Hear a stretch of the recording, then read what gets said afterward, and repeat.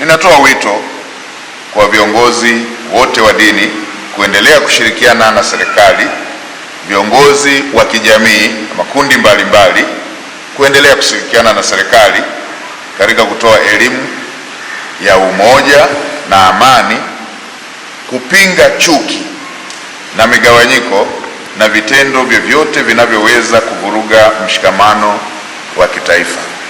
Mheshimiwa Baba Askofu, vita yeyote inayohusisha wenyewe kwa wenyewe haina mshindi, bali ina kupoteza wote.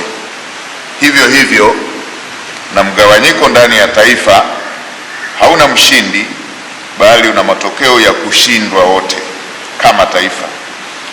Manufaa ya amani ni makubwa, na hasara ya kupoteza amani haina mshindi, bali ina kupoteza wote kama jamii.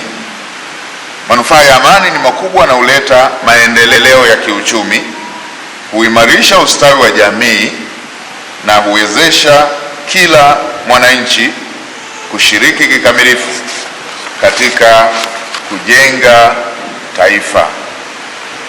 Mheshimiwa Baba Askofu, amani, usalama na utulivu ndio msingi utakaojenga taifa lenye mafanikio na umoja. Sote tunatambua kwamba Tanzania imeendelea kuwa kielelezo cha umoja, amani, mshikamano na utulivu katika ukanda wetu na barani Afrika. Amani hii imejengwa juu ya misingi imara ya maadili, haki, kuheshimiana, uvumilivu na uzalendo kwa taifa letu.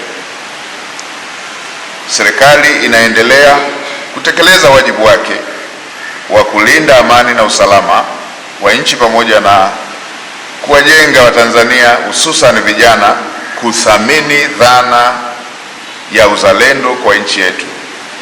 Lakini muhimu kutambua, amani ya kudumu haiwezi kujengwa na serikali peke yake, bali familia, jamii, taasisi za dini nazo zina nafasi ya kipekee katika kuimarisha misingi ya amani kupitia mafundisho ya maadili, upendo, haki na kuvumiliana.